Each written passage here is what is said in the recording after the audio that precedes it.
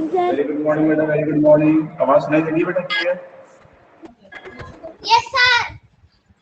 Yes sir.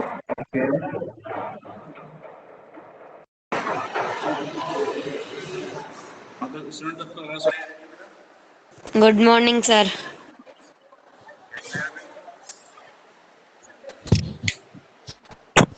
Good morning sir.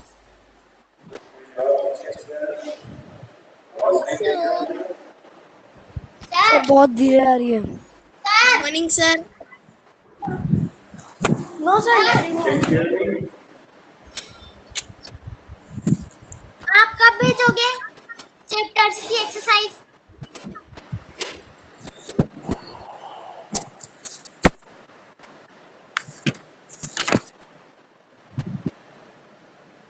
Hello good morning students. आपको आवाज सुनाई दे रही है क्या? जवाब दीजिए क्योंकि मुझे आपकी आवाज सुनाई नहीं दे रही।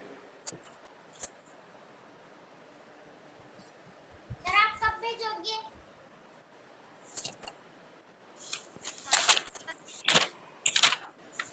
Sir Sir, your voice is not clear. Morning sir. Very good morning बेटा। आवाज आ रही है आपको हमारी क्लियर?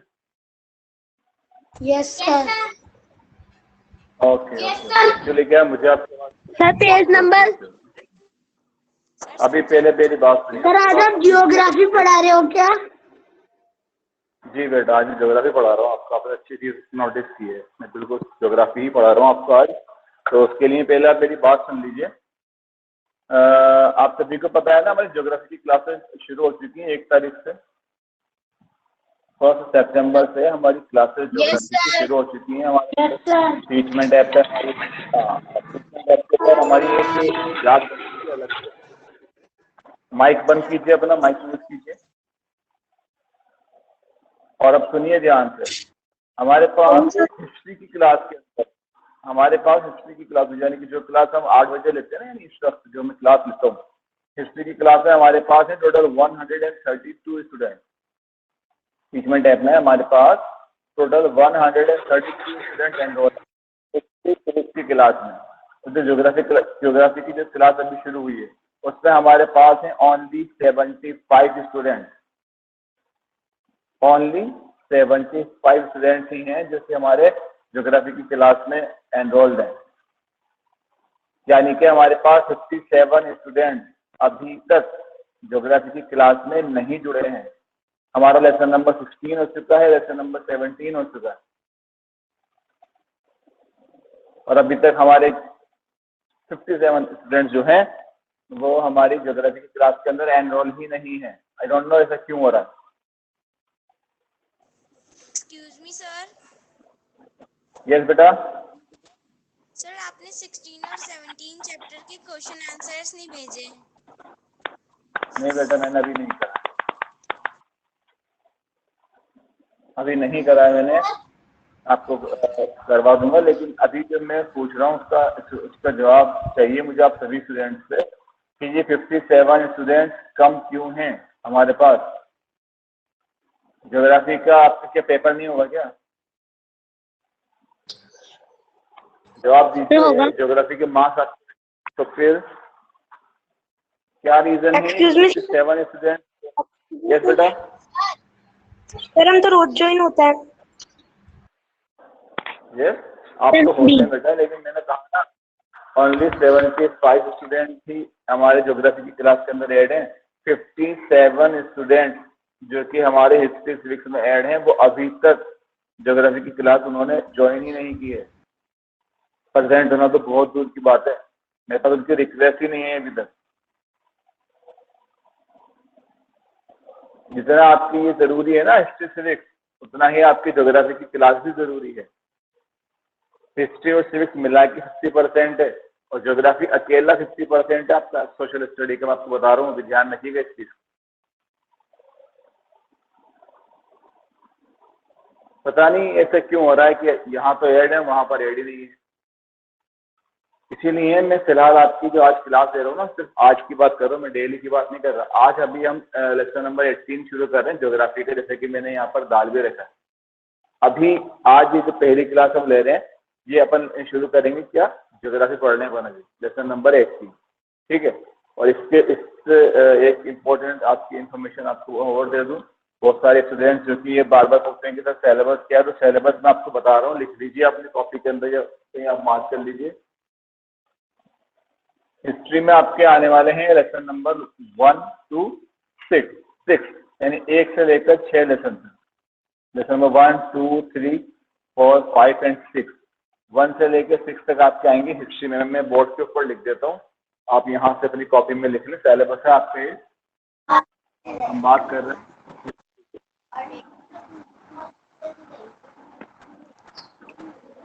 लेसन नंबर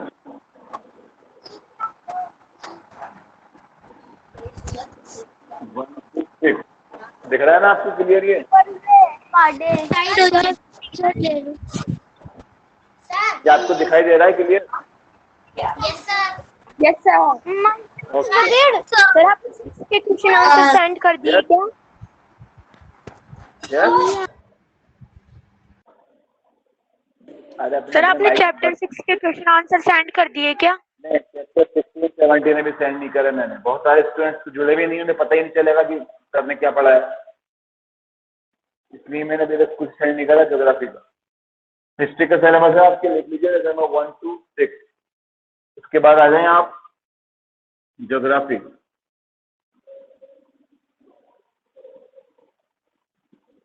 ज्योग्राफी में आपका सिलेबस आप लिख लीजिए, यहाँ पे मैं लिख रहा हूँ लेसन नंबर 16 एंड 17 दिख रहा है? क्लियर दिखाई दे रहा है? नहीं थोड़ा सा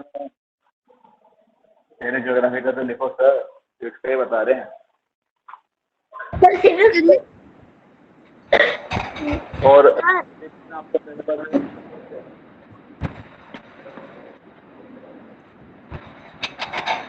लेसन नंबर आपके है 24,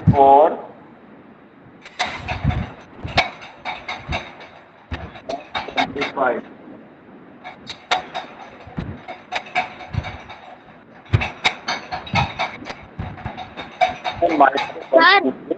सर यस बेटा, यस। सर ये एमसीक्यू टाइप आएंगे या फिर सर पेपर में आएंगे? ये आपकी बुक में जितने भी क्वेश्चंस हैं ना वो सब आएंगे। ये जैसे अभी आपके होता है ना exam only multiple choice questions थे, उसमें ऐसा कुछ भी नहीं होगा। उसमें जो डिटेल्ड क्वेश्चन जो होते हैं ना, जैसे कि आपके होते हैं multiple choice question, fill in the blank, true false, match the following, give reason, answer these question, distinguish between. Sir कहने का मतलब ये है, यस बेटा सब कुछ आएगा आपके। ऑफलाइन होंगे क्या एग्जाम स्कूल में?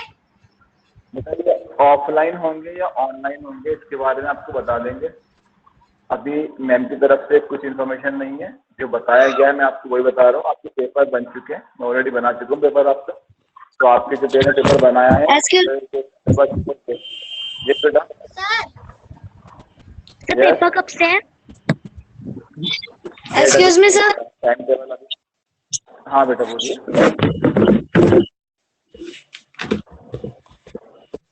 यस इसी के पूछना आप। अच्छा हम ये पूछ रहे थे कि ज्योग्राफी में आपने 16 और 17 को ग्रुप में भेजा ही नहीं, तो फिर उसमें उनकी ओनली एक्सरसाइज ही रहेगी क्या? किसने कहा आपसे? मैंने अभी अभी क्या बोला 2 मिनट पहले। जो लेसन यहाँ दिए हैं, इन लेसन में जितने भी क्वेश्चन आंसर्स हैं, मल्टीपल चॉइस क्वेश्चन हैं, फिल इन द ब्लैंक्स हैं, लॉन्ग आंसर्स हैं, शॉर्ट आंसर्स हैं, डिस्टिंग्विश बिटवीन है, मैच द कॉलम में, सब कुछ आएगा। हिस्ट्री में भी, सिविक्स में भी और ज्योग्राफी में के अंदर। मैंने आपको अभी तक ज्योग्राफी के अंदर लेसन 16 और 17 में पढ़ा चुका हूँ। उसके आंसर के पीडीएफ मैंने सेंड नहीं किए हैं अभी। टाइम टेबल आपको दे दिया जाएगा ग्रुप के अंदर, ठीक है? सर ठीक है, ओके सर। यस क्या सर आंसर्स भी लर्न करने के सर? यस। क्यों सर आंसर्स भी लर्न करने हैं क्या? बिल्कुल करने हैं बेटा, एग्जाम में आएंगे तो याद करना ही है ना, वरना आंसर कैसे लिख के आएंगे जब याद नहीं करेंगे? सब कुछ याद करना है। आपके लेसन में जितने भी क्वेश्चन आंसर हैं, जितने भी हर एक एक्सरसाइज आपको याद करनी है। सर बीच में से भी मत आएंगे क्या? नहीं, मैंने आपको इंटरनल नहीं दिए। अदर टीचर्स जो हैं, अदर सब्जेक्ट जो हैं, उनके बारे में मैं नहीं कह सकता, लेकिन मैंने आपको इंटरनल नहीं दिए। ठीक है, अभी आप निकाल लें लेसन नंबर 18 और ओपन करें आप पेज नंबर 118 यानी कि 180। Excuse me sir. यस बेटा। सर एग्जाम डेट क्या है? मैंने कहा ना अभी टाइम टेबल स्कूल Okay, से sir. मिलेगा हमें तो। सर अभी हमारा आप सभी अपने तो माइक नंबर 117 पेज नंबर पे है।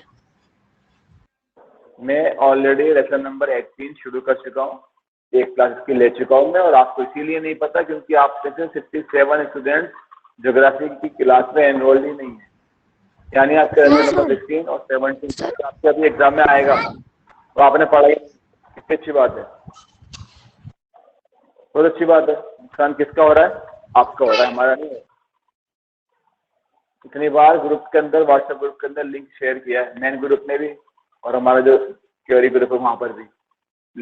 इवन बहुत से बच्चों को तो पता ही नहीं है कि ज्योग्राफी की क्लासेस भी हो रही है, पता नहीं कौन सी दुनिया में जी रहे हैं।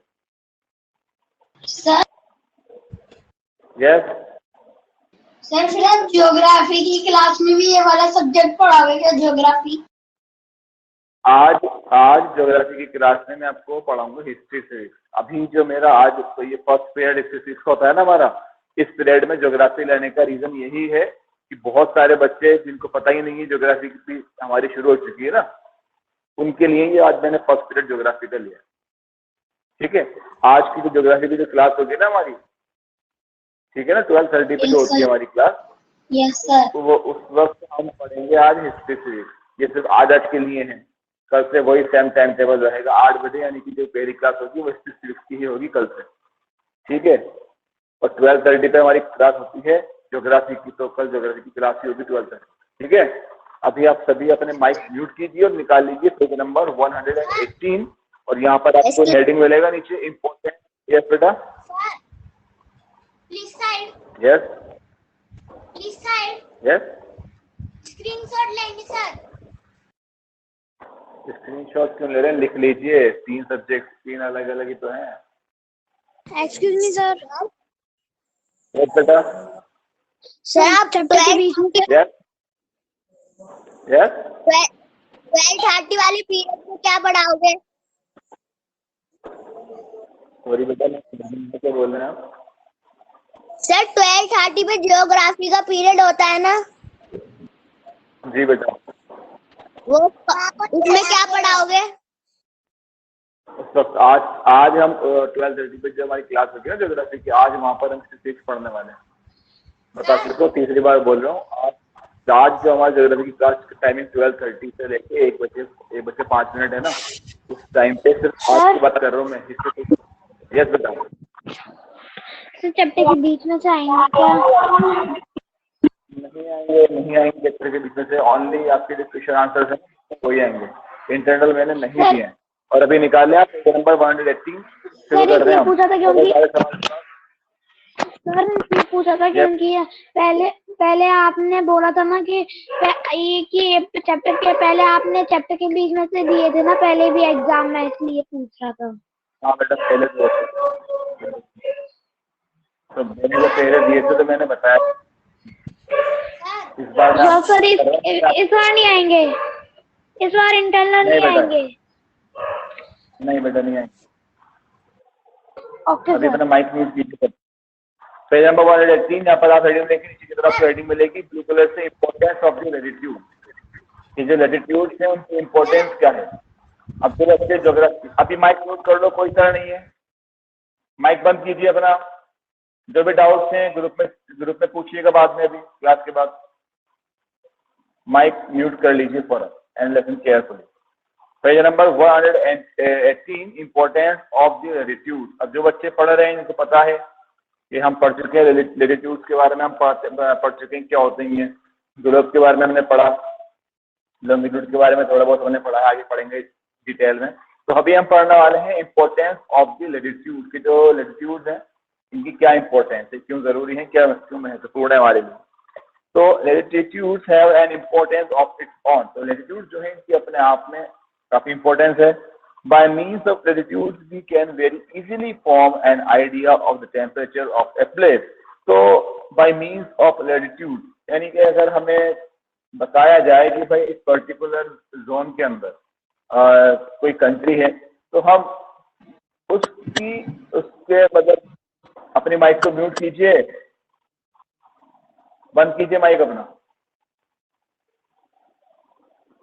तो अगर हमें किसी कंट्री के बारे में बताया जाए तो हम उसका लोकेशन देखकर ये अंदाजा लगा सकते हैं कि इस पर्टिकुलर कंट्री का जो टेम्परेचर है वो कैसा होगा। ठीक है, अपने माइक को बंद कर लीजिए। माइक किसी का अनम्यूट नहीं होना चाहिए, सबके माइक म्यूट रहना चाहिए पूरी क्लास में। Listen carefully. Consequently, with the help of latitudes, we can divide the Earth into heat zones. तो इन लेटिट्यूड्स की मदद से हम अर्थ को डिफरेंट हीट जोन्स के अंदर डिवाइड कर सकते हैं। मतलब भाई कौन सा एरिया है जहाँ का टेम्परेचर बहुत ज्यादा होता है, कौन सा एरिया है जहाँ का टेम्परेचर बहुत कम होता है या समथिंग सबसे कम होता है, और कौन सा ऐसा एरिया है जहाँ पे टेम्परेचर जो है ना मतलब मीडियम रहता है, ना बहुत ज्यादा ठंडा और ना बहुत कम, मतलब बहुत ज्यादा गर्म। तो इसके बारे में हम अंदाजा लगा सकते हैं अगर हमें पता है उस कंट्री की लोकेशन का। ठीक है, तो with the help of latitudes we can find out the distance of a place from the equator. With the help of latitude यानी कि लैटिट्यूड की मदद से हम जो है we can find out the. Yes बेटा। सर आप है ना ज्योग्राफी का एनरोल करने के लिए है ना ग्रुप में भेज देना। अच्छा मैं भेज दूंगा, अभी आप माइक बंद करके आप सुनिए, जो भी डाउट्स हैं ग्रुप में सेंड कीजिएगा भैया।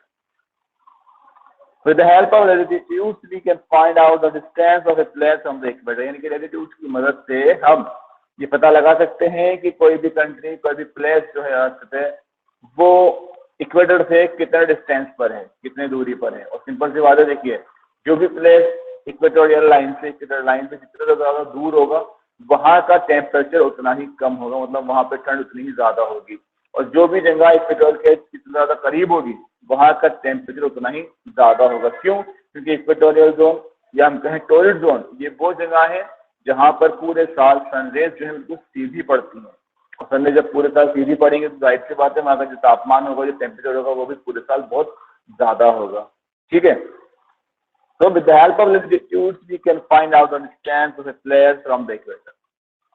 1 degree of latitude is roughly equal to 111 kilometre. तो हम इस तरीके से अंदाजा लगा सकते हैं कि मान लीजिए इक्वेटर से कोई 1 डिग्री का डिस्टेंस अगर आ रहा है, तो 1 डिग्री के डिस्टेंस को हम रफली, मतलब एग्जैक्ट की बात नहीं कर रहे, हम एक तरीके से अगर अंदाजा लेना चाहें तो 1 डिग्री को हम मान सकते हैं 111 किलोमीटर का डिस्टेंस। ध्यान रखिएगा इस चीज का।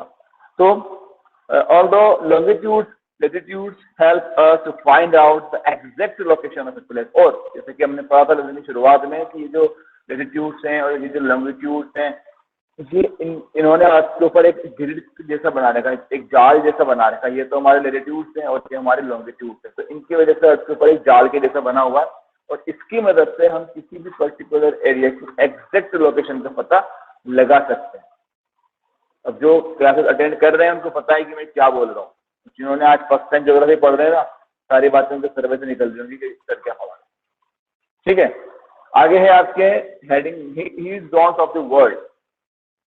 As discussed above, latitude help us in dividing the earth into different heat zones which are as the following. बता रहे हैं जैसे कि हमने अभी पढ़ा है ऊपर, लैटिट्यूड हेल्प अस यानी कि लैटिट्यूड जो है वो हमारी हेल्प करते हैं किसमें, in dividing the earth into different heat zones. Earth को अलग अलग हीट जोन्स में डिवाइड करने में हमारी मदद करते हैं। कौन? ये लैटिट्यूड। कैसे करते हैं? जो डिफरेंट हीट जोन्स हैं वो कौन कौन से हैं? तो यहाँ पर पहले आप ये टॉपिक शुरू करने से पहले आप पेज नंबर 118 के ऊपर एक फिगर 18.3 देखें आप। यहाँ पर आप देखेंगे हीट जोन्स ऑफ द अर्थ लिखा हुआ है। ठीक है, इसमें जो एग्जैक्ट बीच में जो लाइन है ना, आपके लेफ्ट में देखें आप, जो ग्लोब बना है उसके लेफ्ट में बीच में लिखा है एग्जैक्ट बीच में इक्वेटर, तो ये इक्वेटोरियल लाइन है। तो बता चुका इसके बारे में, और आप पढ़ते हुए भी आ रहे हैं, क्लास 6 के अंदर भी आपने पढ़ा था, 4th में पढ़ा था। इक्वेटोरियल लाइन वो लाइन है, ये एक इमेजिनरी लाइन है, असलियत में नहीं है कि आप इसको सर्च करने निकल जाओ कि भाई कहाँ पर है। तो ये एक इमेजिनरी लाइन है, और ये लाइन जो है ना अर्थ को एग्जैक्ट 2 बराबर के हिस्सों में बांटती है, जैसे कि हम क्लास के अंदर पढ़ चुके हैं।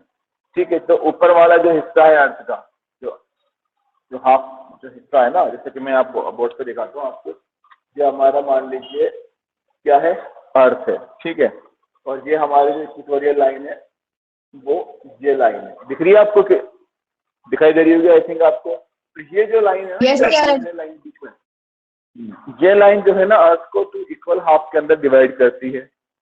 समझ में आ रहा है आपके, या अर्थ को 2 बराबर के हिस्से के अंदर बांट देती है। एक कहलाता है नॉर्दर्न हेमिस्फीयर, एक कहलाता है सदर्न हेमिस्फीयर। जो आप सेमी सर्कल देख रहे हो ना, ये आधा वाला है, ऊपर का आधा हिस्सा जो है ये कहलाता है नॉर्दर्न हेमिस्फीयर। ठीक है, और ये नीचे वाला जो सेमी सर्कल देख रहे हैं आधा गोला, ये कहलाता है आपके सदर्न हेमिस्फीयर। ठीक है, तो ये जो लाइन है ये इक्वेटोरियल लाइन है। क्लियर है? आगे सुने अभी आप, अभी हम पढ़ लें किसके बारे में। हाँ, तो हम डायग्राम देख रहे थे 18.3 पे, फिगर 18.3 देख रहे थे हम। तो ये जो बीच में आप देख रहे हैं एक ऑरेंज कलर से एक पर्टिकुलर एरिया जो है ना वो दिखाया गया ऑरेंज कलर से, दिख रहा है आपको? सही, यस और no? I am out of town, so I don't have book. Yes, sir. अच्छा, आप कहीं भी हो, आप सही, आपके पास बुक नहीं है कोई बात नहीं, आप सुन लीजिए खाली। तो बाकी के स्टूडेंट्स देखें, तो जो ऑरेंज कलर से जो एरिया दिखाया गया है ना, मैं आपको एक बार यहाँ पे दिखा देता हूँ जो उनके पास बुक्स नहीं है।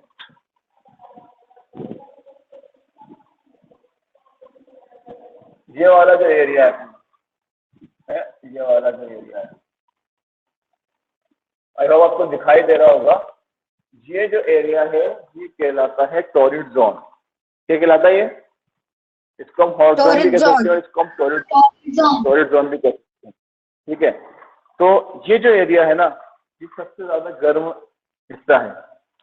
ठीक है, और इसके बारे में It lies between the Tropic of Cancer and the Tropic of Capricorn. अब Tropic of Cancer, Tropic of Capricorn क्या है? तो यहाँ पर देखें आप, ये जो Tropic of Cancer पर होता है, ये है Tropic of Cancer, ये इस लेटिट्यूडनल लाइन का नाम है। ठीक है, Tropic of Cancer, ये जो आप देख रहे हैं ये वाली लाइन, इसका नाम है Tropic of Capricorn। जी हाँ, तो ये ट्रॉपिक ऑफ कैंसर और ट्रॉपिक ऑफ कैप्रिकॉर्न के बीच वाला जो हिस्सा है ये कहलाता है आपके टॉरिड जोन, जिसको हम हीट जोन भी कहते हैं, और ये जो है सबसे ज्यादा गर्म हिस्सा है। ठीक है, it lies between the Tropic of Cancer and the Tropic of Capricorn. It is the hottest zone of the world. दुनिया का सबसे गर्म जोन है ये। जितने भी जोन्स के बारे में हमने पढ़ा है ना अभी, जो हम पढ़ेंगे अभी आगे डिफरेंट हीट जोन में, तो सबसे ज्यादा गर्म जो जोन है वो है ये वाला हिस्सा जो आप देख रहे हैं यहाँ पे, जो मैंने अभी एक लाइंस के थ्रू मैंने यहाँ पे दिखाया। क्लियर है? इनके पास बुक्स, इनको तो इजीली समझ में आ ही रहा है, इसके पास बुक नहीं है तो यहाँ पे देख सकते हैं। उसके बाद देखिए, it is the zone of the world, the noon sun shines vertically over this part of the earth. और जो नून सन है, दोपहर के वक्त सन यहाँ पे एग्जैक्ट सीधा पड़ता है, ना सिर्फ दोपहर के वक्त बल्कि पूरे साल ही सन इसकी लाइन के ऊपर जो है ना तो बिल्कुल सीधा पौधा। इसकी वजह से ये एरिया जो है पूरे साल ही यहाँ पे जो टेम्परेचर है वो बहुत ज्यादा रहता है, यानी गर्मी यहाँ पे बहुत ज्यादा पड़ती है। ठीक है, ये तो अगर हमारे हॉट जोन या जिसको हम टॉरिड जोन भी कहते हैं। उसके बाद हम बात करते हैं किसकी, द मॉडरेट और द टेम्परेट जोन। इसको हम मॉडरेट जोन भी कह सकते हैं और इसको हम टेम्परेट जोन भी कह सकते हैं। ये जोन कौन सा है? तो ये जो फिगर 18.3 है, इसमें आप 2 जगह देख रहे होंगे, येलो कलर से दिखाया गया ऊपर वाले हेमिस्फीयर में, यानी कि नॉर्दर्न हेमिस्फीयर में दिखाया गया है ना, इसका नाम है नॉर्थ टेम्परेट जोन। जो नीचे की तरफ आप देख रहे हैं blue colour orange yellow colour में जो दिखाया गया है, इसका नाम है साउथ टेम्परेट जोन। इसको नहीं दिख रहा, मैं यहाँ दिखा देता हूँ एक बार डायग्राम बनाकर। तो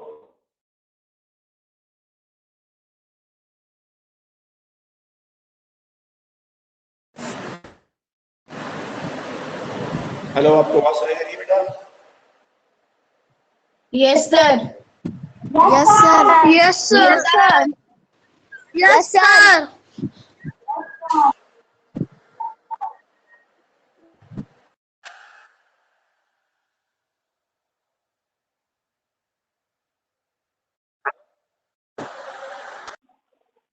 हेलो बेटा, आपको मना कर रखा है स्कूल आवर्स में कॉल नहीं करना। सर आपका कैमरा टेढ़ा हो गया। कैमरे को छोड़िए, आप दोबारा कॉल मत करना स्कूल टाइम पे। अभी मैं व्हाट्सएप करूँ की समझते हैं।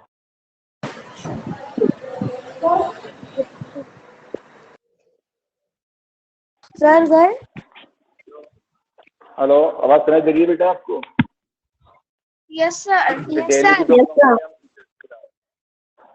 डेली मना करते हैं स्कूल आवर्स में स्कूल टाइम कॉल नहीं करना, समझ में नहीं आता स्टूडेंट्स के। अभी भी किसी ने कॉल किया है?